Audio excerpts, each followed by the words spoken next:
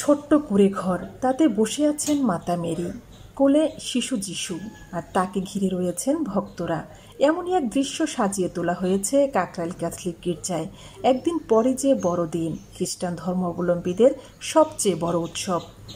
কেবল কাকরাইলেই নয়, বড়দিন সামনে রেখে এমন নানা সাজি সেজে উঠেছে রাজধানীর গির্জাগুলো। যীশুখ্রিস্টের জন্মদিন ঘিরে এখন কেবল অপেক্ষা উৎসবে মেতে ওঠার। 25 ডিসেম্বর পৃথিবীতে এসেছিলেন খ্রিস্ট ধর্মের প্রবর্তক যীশুখ্রিস্ট। খ্রিস্টান ধর্মাবলম্বীদের বিশ্বাস, সৃষ্টিকর্তার মহিমা প্রচার এবং মানবজাতিকে সত্য ও ন্যায়ের পথে চালনা করতেই ধরায় আগমন তার। যীশুখ্রিস্টকে স্মরণ করে তাই নানা আয়োজনে দিনটি পালন করে থাকে সারা বিশ্বের খ্রিস্টান সম্প্রদায়। গত বছর করোনা ভাইরাস মহামারীতে বড়দিনের আয়োজন ছিল একেবারেই সীমিত পরিসরে। এবারে সংক্রমণের মাত্রা কম থাকায় বড়দিনের আয়োজনের পরিসর বেড়েছে।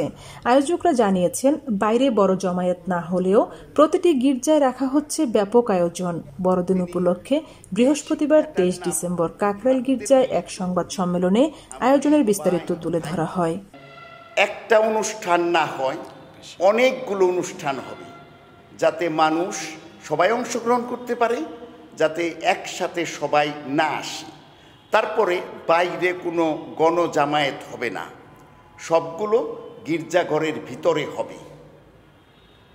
এবং ঢোকার সময়ে যে স্যানিটাইজার আছে, হাত ধোয়ার ব্যবস্থা আছে, মাস্কের ব্যবস্থা আছে। কদিন আগেই শারদীয় দুর্গাপূজা ঘিরে সাম্প্রদায়িক সহিংসতা তাণ্ডব ছড়িয়েছে সারা দেশে। আর্চবিশপ অবশ্য বলছেন, বড়দিনকে ঘিরে এমন কোনো হামলার আশঙ্কা নেই।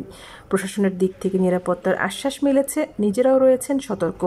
আমরা আসলে কোনো হামলা বা ওইরকম আশঙ্কা করছি না। যে আমাদের গির্জাতে এখনও সেরকম বড় ধরনের হামলা হয়নি। প্রশাসন আমাদেরকে নিরাপত্তা দান করবে এবং আমরাও নিজেরা ভিতরে যথেষ্ট প্রস্তুতি নিচ্ছি, আমরা যথেষ্ট সতর্ক আছি।